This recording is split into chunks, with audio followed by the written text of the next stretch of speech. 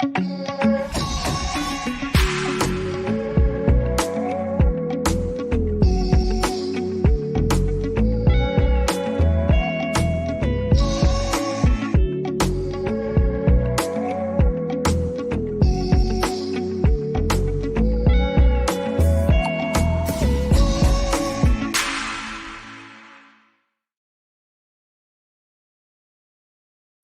everybody, welcome to Sama, Seattle Circuit Music and Art. I'm Derek Mazzoni, and this is a show focusing on the power of global healing music, global sacred music, and we focus on stories and the actual performances of artists that are trying to make a difference in the world, whether it's their own personal stories on how they came to be artists, sharing their culture, sharing ideas, sharing the reality of their times right now.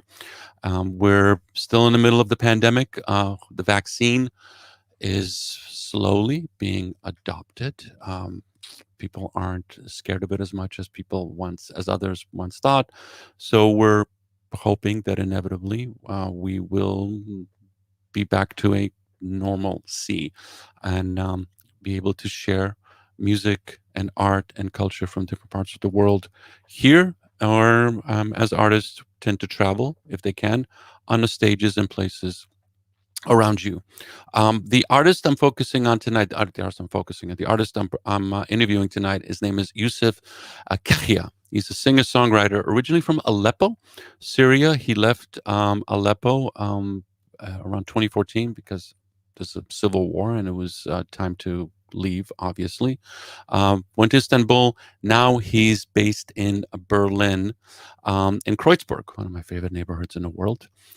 His music is combining contemporary folk and electronic music with lyrics in Arabic, speaking and singing about his experiences as a immigrant, as a refugee, living in someplace new, which is ideal for what I'm trying to accomplish here in Selma, telling these stories, moving people's hearts, opening up their hearts. He developed a singular style of sharing his intimate stories and making them direct and moving, and really, really like his work. And I want to start sharing this particular video. This is an intro to him. And then Yousef will be here in just a little bit. Enjoy.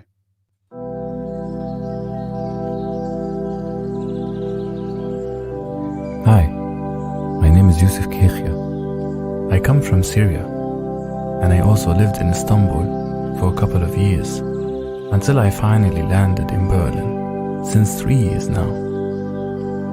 And last December, I released my debut album, Monologue. After the release, things were exciting, as I started playing concerts and enjoyed being out there, sharing my music with people and getting to know them. And as I started to prepare for my first tour, the fucking virus came and swept away a lot of plans, dreams, and gatherings. But the good thing is that we started appreciating each other more as a collective, and we feel lucky that we still have our loud voices. Another thing happened at the same time is that I was diagnosed with testicular cancer again for the second time, and now I'm doing radiation therapy, but it should be fine. I think I got this. Wie war's? Cool. I always believed that I was a mushroom in my other life. My mushroom friends on the soft forest floor call me all the time. I try to visit them as much as possible, and sometimes I miss them so much that I eat them. Nature plays a big role in my life, my healing, my songwriting, and my creative process.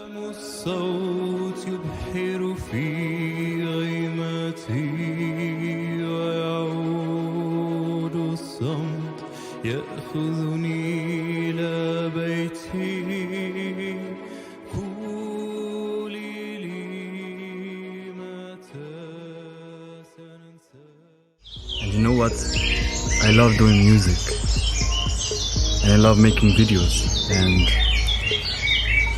I love to try to combine both of them in something not always very professional or like have to be released as albums or something concrete, but rather just share spontaneous feelings that are so much connected to emotions and to instant moments that can be found in nature, and I love to share it with you.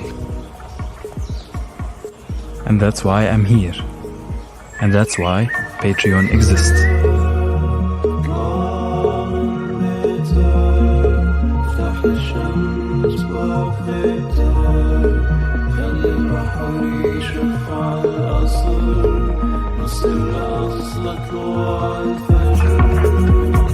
Patreon is a platform to support independent artists, and in exchange you get to hear and see things exclusively for you. It's like street music, where you put how much money you want if you like the music, but this time you get unreleased tracks, jams, sneak peeks from my music, covers and other creative stuff. Staying independent is essential for me, and I really believe that nowadays independent music and the community behind it is bigger than ever before. But we really need your support to keep it going.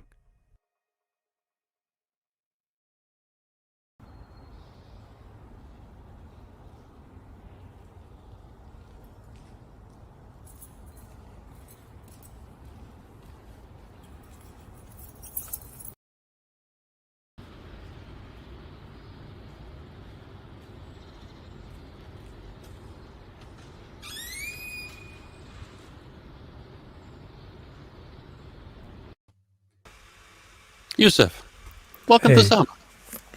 Thank you. Thanks for the invitation. Thanks for having me. Really happy to be Thanks so here. much for being available and being here. I want to thank Mohammed also from Souk Records for introducing us in many ways. Yes. And also I want to thank Benita so much for helping out behind the scenes and producing the Sama session. Exactly. Thank you, Benita. Thanks for Yousef, my you've been side. through some shit. It's a nice way to put it out. That's how I do it in my mind, to stay positive, to be able to still Your story. enjoy it in a way. Well, what else can you do with it? I mean, it's you've got. I mean, we just talked about this lemonade, but you, the fact that you've taken these experiences and creating this beautiful music and sharing your life in all these things, whether it's your broader story as a refugee, as an immigrant, to your own personal stories, as a cancer survivor and as a human in this. Exactly. Exactly. When did you realize that the expression you'd like to work with is music? When was that moment? How did you get there? You could paint, you could sculpt, you could work in architecture, what I studied for years. When did you no, I want to do this instead?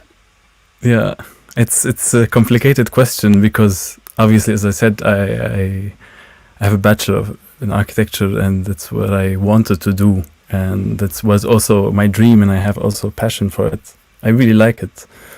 It's also another word for me where I also get completely on my own, and with design, it's also fascinating that you can, let's go really wild with your dreams or not. Mm-hmm.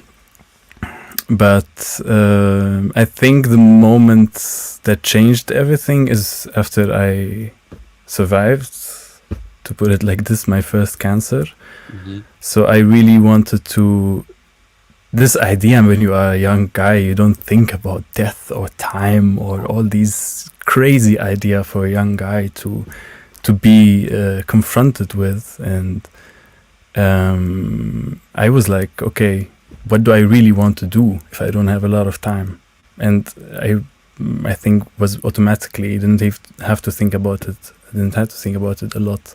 It was music, because through music, I believe I can tell stories somehow in my way and in a more I don't know, artistic. I mean, everything now I would say will be compared to architecture, because architecture is also a form of art and it's also beautiful. But this songwriting, storytelling that you can put in one word with words, um, for me it was very easy decision to, okay, I'm gonna chase it. And it started with having this the idea of the first album, Monologue, that I released, my debut album.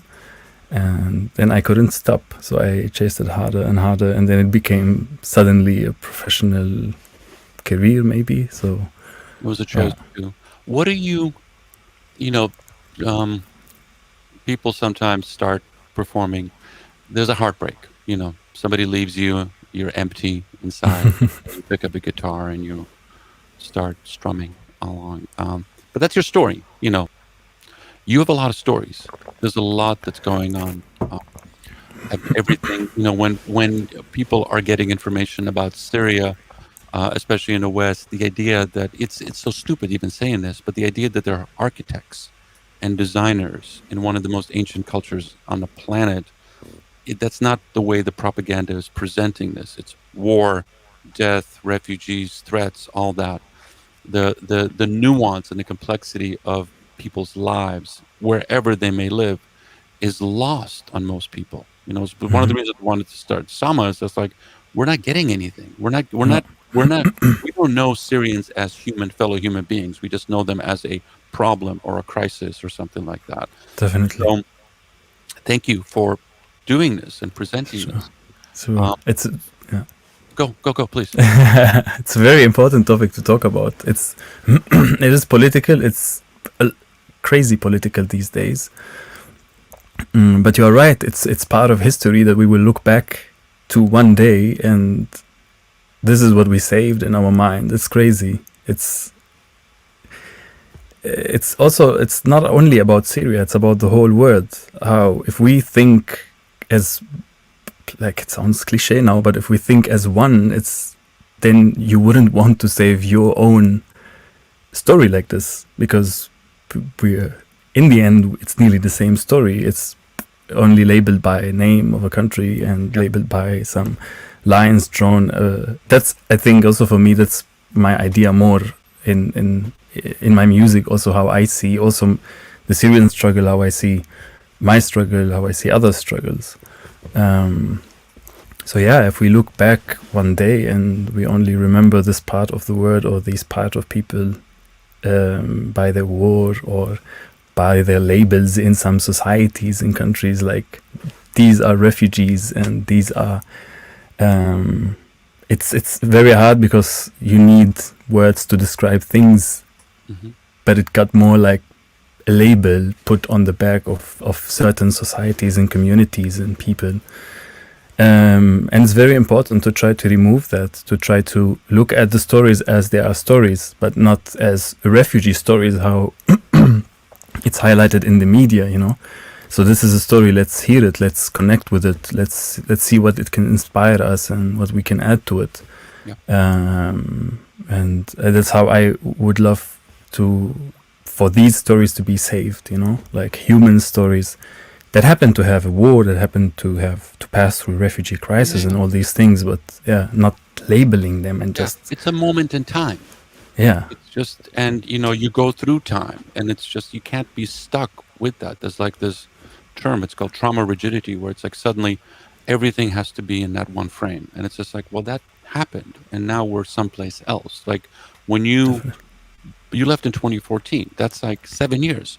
So much has changed in the world, and you're living in Germany, and the people that came, under duress as refugees are influencing culture in Germany right now and are actually adding to the nuance. Food tastes better. Things are better because you're here.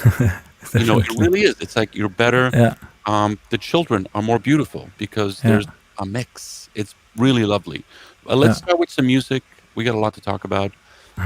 This is Sama, Sales Circuit Music and Art, Yousef Kekhia. The song is called Pshiyom, right? Yep. What's it called? What's it mean? In one day. It's One day. reminisce about Perfect. the past. Here we go.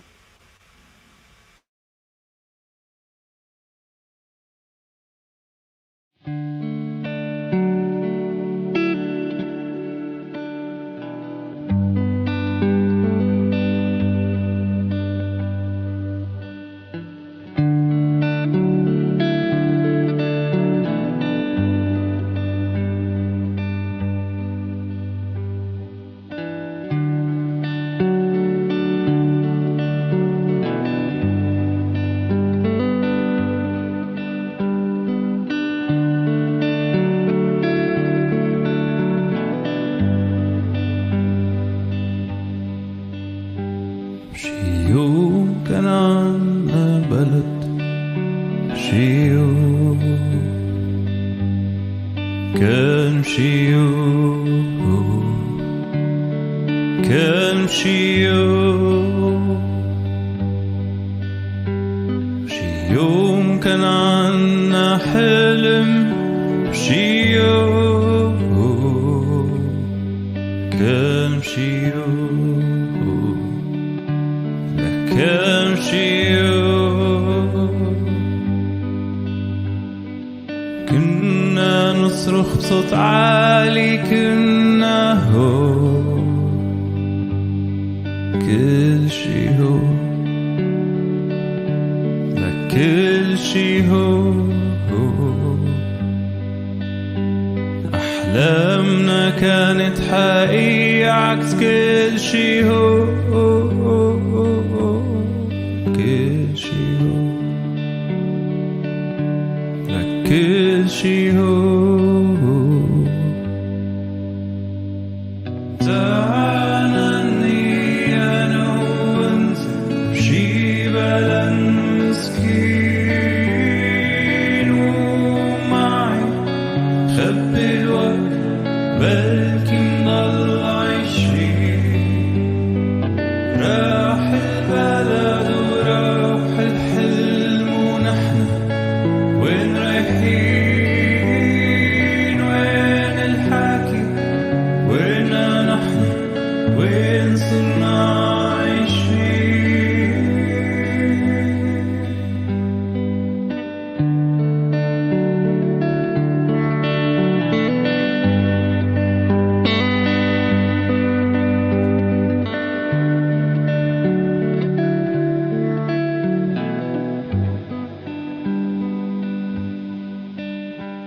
شي يوم كان عنا اسم شي يوم كان شي يوم كان شي يوم شي يوم كان عنا قلب شي يوم كان شي يوم كان شي يوم كنا نسرد ما نصحى ولا يوم ولا يوم ولا يوم كنا نشرد نتخيل كل لون كل لون كل لون تعانني أنا وأنت بشي بلد مسكين ومعي نخبي الوقت بلكي نضل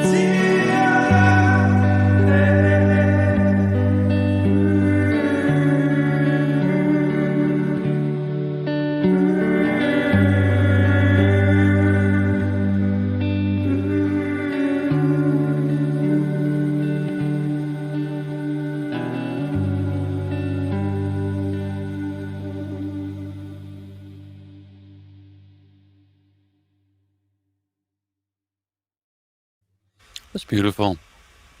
Thank you. Thank you for sharing that. Tell me what the song's about, please. It is about what. So in one day, it's more saying like what we had in one day, which is referring to the times before the war, how things were for us, how we used to speak loud, which refers to politics, or like demanding your rights, and or how we used to dream, and all that we had it one day, one day, and yeah. Would you're not the first refugee immigrant that I've interviewed, and I asked this question, and it's always complicated. But would you go back? Would you? Do you? We had this conversation. You said you went back when you went to Turkey. It was like I'm really missing. And this comes up a lot. It's just like you move someplace and you're safe, but it's like the food's weird. I can't talk to anybody. I'm not speaking the language. Everybody's looking at me like, what are you doing here? And you just like, this isn't my home. I want to go back home where I feel normal. Yeah. But going back home isn't normal, because home isn't normal anymore. But if it became, would you go back, or are you? To me, I'm an immigrant also. Obviously, you're there, and then suddenly you tip. It's like, no, I can't really go back there. I'm different, but I'm here, and I'm going to evolve here. Where are you in that place? Exactly here. A friend of mine once said it very correctly. I'm not really here, and I'm not really there. Mm-hmm. And that's the hard thing about it, because you move on, and the years pass by. And for me, it's also maybe a little bit more special because I had there was phases in my life. I don't know if it's connected to being a teenager. Sorry, but I knew I would one day want to experience something else. But when the war happened, it was kind of forced, and then you don't have time to deal with, and you don't have a chance to go back. So I don't know. It's a very hard question. Don't know if I would be able to go, and because now I've been 7 years or more outside, and now I have a home here also. Of course, every beginning is hard, and it was hard at the beginning, but I really don't know how even if things ended at this moment, I would go definitely to see my family, to see where I grew up, to see my house. But living there, or doing my career more there, or continuing it there, I think it's a little bit unrealistic because of what I started here, and because of the last 7 years of my life, and the friends and everything that you build here. You're home. Exactly, you start to feel home, like this thing starts to go. But I mean, for me, again, I try always to remind myself that it's where we call home, because of that's the place where I grew up, and that's where I was born. But home can be any place with any certain people, and memories also can. We always write new memories, and we write new stories, so by time they will also become the same amount of time that, for example, in this case, I spent in Syria. So what is home really? That's the question. Let's see if it ends how I will go. But it becomes interesting from a perspective of an artist, because you kind of have to take all these feelings, all these emotions, this heritage, and sometimes in the context of Sama, because we're focusing on sacred music traditions, and that's broad, but you're interpreting, you're bringing in your heritage. And I always equate cuisine and music and culture together, because it's tangible. It's like you're eating you're eating something. I don't want to define one thing, but you're eating something from home, and it has a different effect on you. You have a different relationship to it. Definitely. And the same with music and art. You're interpreting, you're presenting your work in your native language, and hearing you speak your language, and the words you're choosing, they're different. There are words, there are no translations in German and English than in Arabic. It's a different, there's no word. You have to jumble up a whole bunch of things, and it still doesn't really express Mm-mm. exactly what you're trying to do. Never. As an artist, you kind of have like to, I keep using the word alchemical. You know what I mean? Like, you're transmutating it and turning it into something else that it can be interpreted by people that are listening to you. And your career is just getting started, but your ability to transmutate your experiences, your emotions, is finding an audience in people that speak your language, who are also going through this right now. They're refugees, immigrants, living someplace else.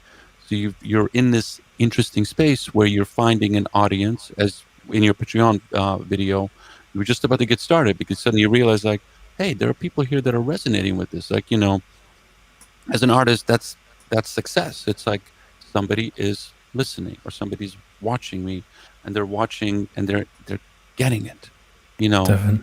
And when you can take that and go past your initial audience and make it you don't have to understand Arabic. Like, as soon as you started singing, I just needed the title of what you're trying to say, and then I heard you. And I don't speak Arabic, but I got you. I understood. Like, That's it. I didn't need to know the lyrics. I got it. It's I just needed that one seed. Oh, I get it. This is what you're speaking about. And that's perfect. That's magic. If you can make that happen, that's really, really powerful. Um, I want to hear another song, because you're good. also in Germany. So it's not like you're out there just like singer-songwriter. Germany has Berlin especially has a electronic Club music influence. experimental scene. It's one of those cities in the world right now where it's like stuff is happening, and it's intriguing to me because it has, like, it's not just Germans, it's people from all over the world, because it's still cheap. And it just work is hard to find, but it's still cheap. So as long as as long as it's cheap enough, you can make it could be really interesting. Stuff is happening there. I want to talk more about that. There's a lot we can cover, but let's go into it right now. This is the song is Farah. What does it mean? Please. Farah. It means emptiness. Yeah. And it's a very sad song about a very crazy big frustration moment from, I think I wrote it in 2015, about the situation of how everything is just tired of the news, tired of the story, tired of the never-ending story, the war, all these things that comes with it. So, Okay. and I want to go to my this void, emptiness. Yousef Kekhia and Sama.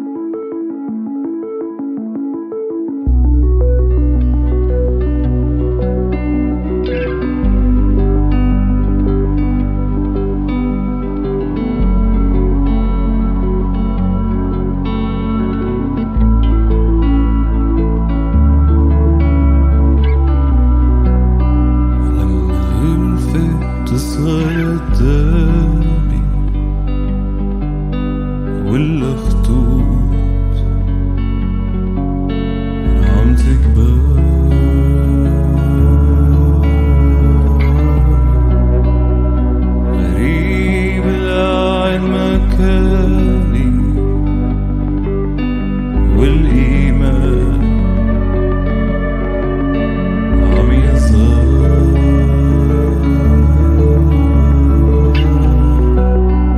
لما الكل بعالم تاني والفرق عم يغمر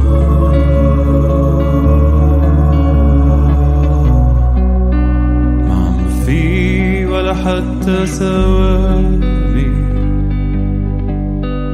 والحروب عم تكتر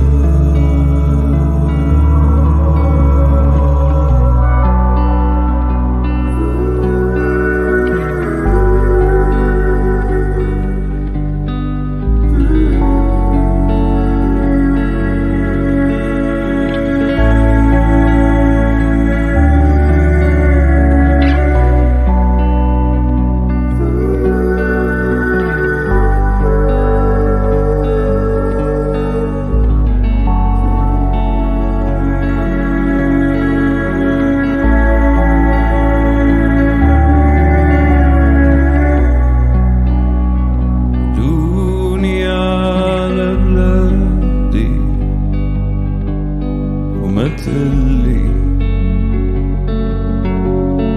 رح تعمل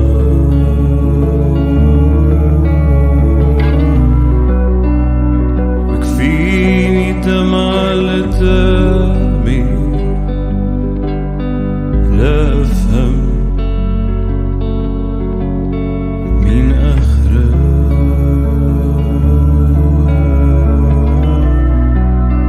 عم سيطر على حالي ولا حتى إيش أخسر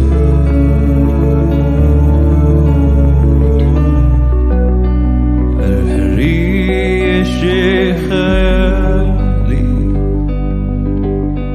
ليكني حر بس أخرس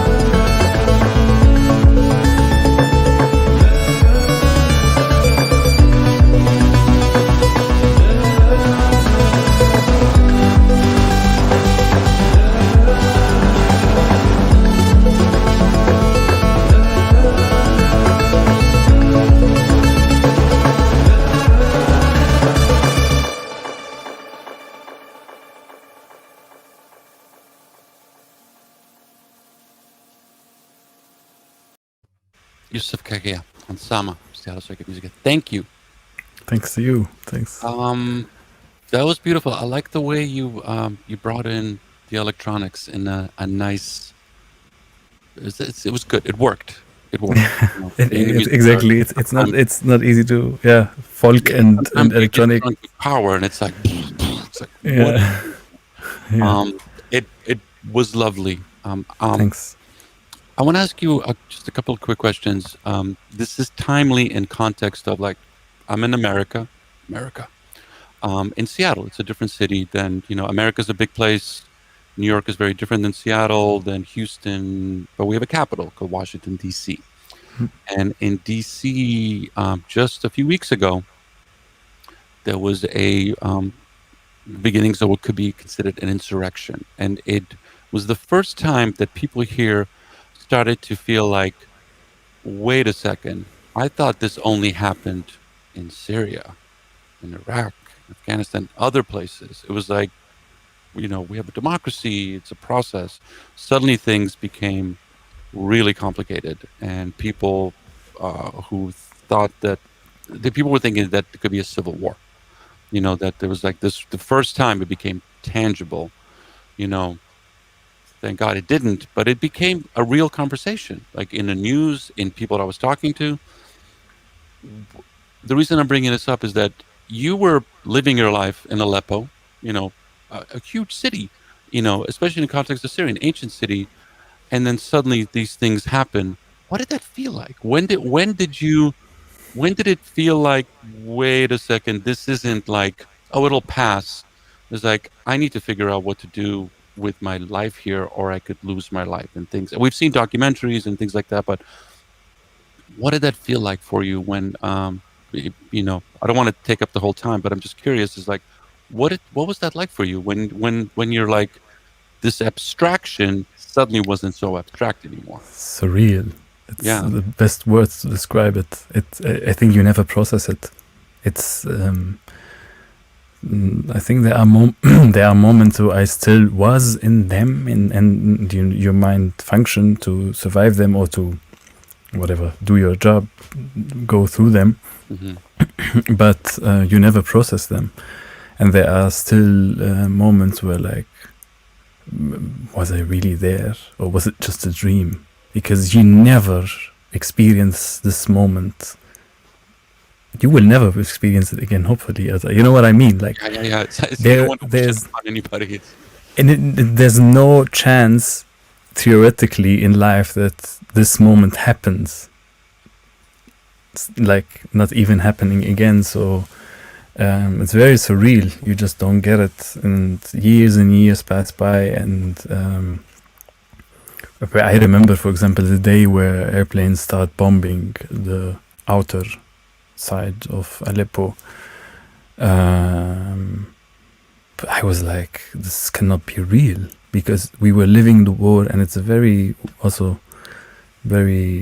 weird thought, because we were living the war for back then, and like already 1.5 years we are seeing other cities getting bombed, people getting killed, and now when it reached Aleppo, you still ask yourself, is this really real? Like it's we only know it in movies, like Yeah. I don't know, you just never process it, but you have to go through it, and you go through it, and it's an incredible experience by all it means. So there's big positive sides of it, and there's incredible negative sides of it, and yeah, it's sad, but I also think it changed us all. We learned a lot, and we are still learning a lot, we are still mourning a lot, but we're still, like, it makes us maybe think of other people. It makes us just go down to earth and just get rid of all this ego central problems, to understand the political system in the world, or the economical system, and then you decide who you want to be, or in which system do you want to be. And it's learning again. It's a kind of, you just learn from it. Yeah. And as an artist, you your role, I don't want to put it on you, but hey, you chose to be an artist. I'm doing it. Is to tell that story. and kind of encapsulate that. And and if you're not there, it's an abstraction still, but we're seeing this transformation happen in Germany and other places where there's, I'm not saying everybody's, you know, doing well and assimilated and everything and succeeding, but you're seeing from an artistic perspective, you're seeing art really transform and add so much to um, to the places where you're living right now, which I have to stress to everybody out there. It's a really good thing. Like, feel for these people, know that they're going through a time that is a tester, shall we say, and you survived. You were there, and I bet you discovered things about yourself that you didn't know, that you could go like 48 hours. I got to go right now, and you can actually do that. Human beings are resilient, and you can do amazing things if you're really tested. And out of that thing, you can create beauty and art and share that, and know that it's going to be okay in the future. But it's also an interesting time because you're living in Syria, and I remember when the Arab Spring happened, there was so much joy and enthusiasm all over here. Like, my friends from North Africa and the Middle East here were like, "Oh my God, I can't believe this is happening." In Cairo, in Tunisia. In Tunisia, I was working with a group of Tunisian artists, and it was like, "This is really happening. I Yeah. can't believe this is really happening." Yeah. And and it was a tester. There might be like 3 Arab Springs before finally something happens there. But to go from that kind of like to whoa to now, okay, what do we Yes. here? How are we going? How are we? What can I offer to my home Yeah. now? And you are now offering. You're offering your art. You're offering your experiences, which is powerful. And it kind of is the most important thing you can offer as a human being. Yeah. One of the most beautiful things. Yeah. Privileged also. To be honest, it's. I often think it's a privilege to be able to be where like on a stage where you can tell stories and where you can change. Maybe if you believe in it, it can happen. I think throughout, in my very humble knowledge, throughout history, art is one of the not always, of course, but in my mind, it's one of the most authentic way to change the world on a bigger scale and to change whatever your the opinion of people you live with, and bigger until you reach this idea of changing the world. So and authenticity is something lacking these days because of social media, because of even in the music industry. It's crazy. We all the time we were talking about, like where we are somehow like this, what we call it, underground music, alternative music, but it doesn't matter. Maybe one day things happen good with you, and then you are suddenly somewhere where really the music business is happening, and the shitty side of it, so to say, is happening, and you have to deal with it. And it's also incredible. It's also fascinating how much it is political, how much it is about artist images and money, and you know what I'm sure better than me. So I tried not to. I like to go political because that's why I started kind of doing music. But I try to stay in the artistic side of it, because I do music often because I want to share and to write stories and transfer them to as many people as possible. But at the same time, as we saw in the Patreon video, it's kind of my way of healing, and just like to be in this world of mine where music speaks. Either I'm alone or playing with other people. So I really try not to go so much thinking about the other side of it, the economical side of it, or the images, media, the crazy side of it. Just, I don't know, I think it helps me with my music to try to stay as humble as possible and just do music. That's what I want to do. I really don't like to do any other thing other than music, which comes usually with music these days. So yeah, The muse is calling you. Not to be cliche, but it's true. It's like when the muse is calling, you got to do it. That's the time. exactly. But you have to be authentic about it. And we talked about this before. This is an interesting time worldwide, and people are choosing sides, and usually choosing sides from a place of fear.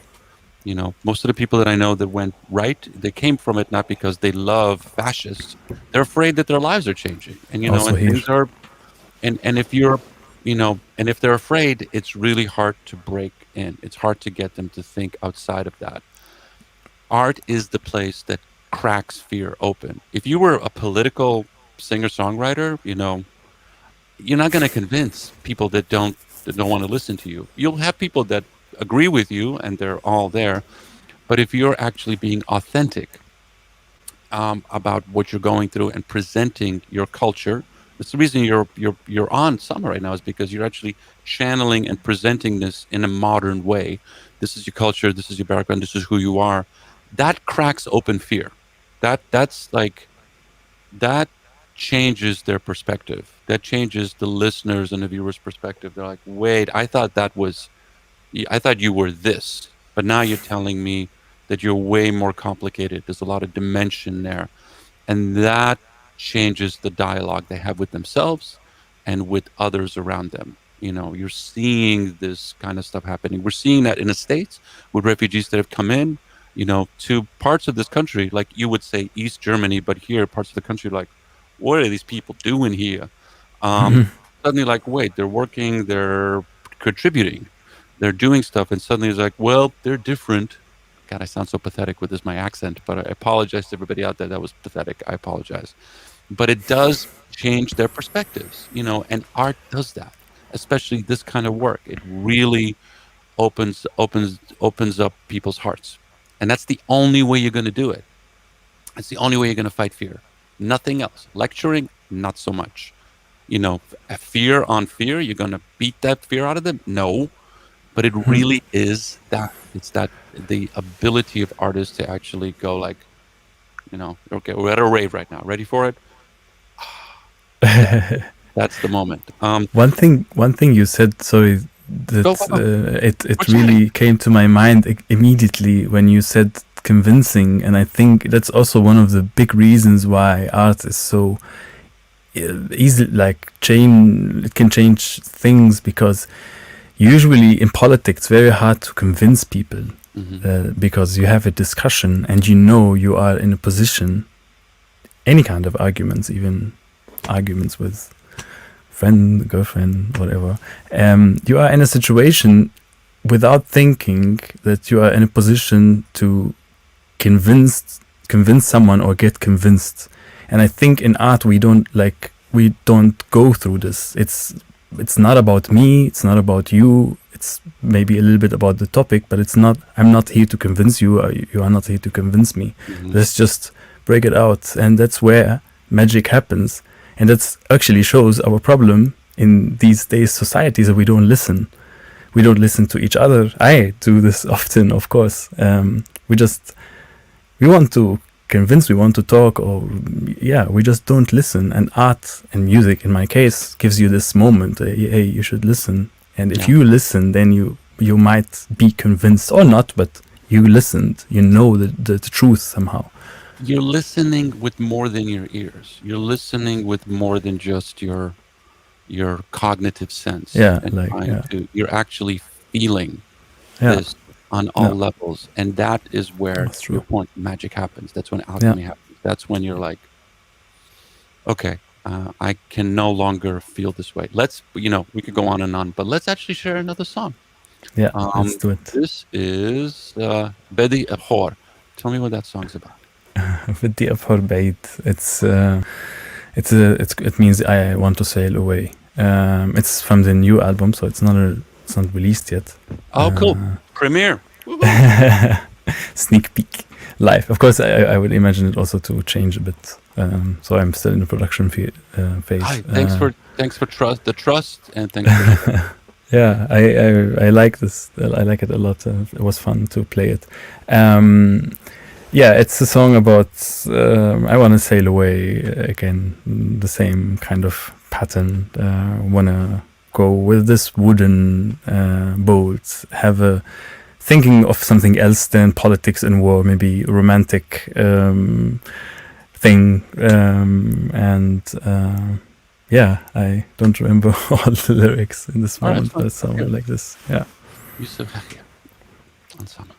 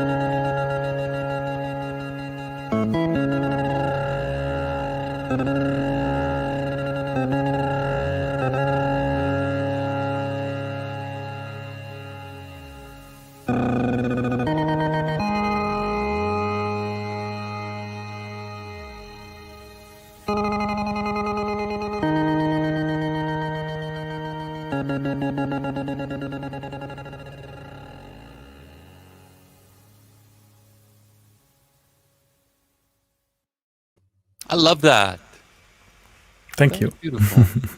Ah, so good, so good. I was very afraid that the camera doesn't go off. It's Oh, again it's perfect. It's perfect. technology, So, media. Yusuf, I should have started with this thing, but I'm gonna close with this thing. How are you surviving? How's life now under the pandemic in Berlin?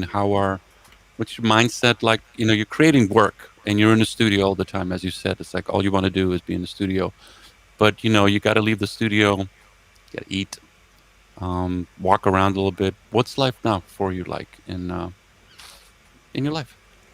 I'm actually at the moment I'm very very busy because I have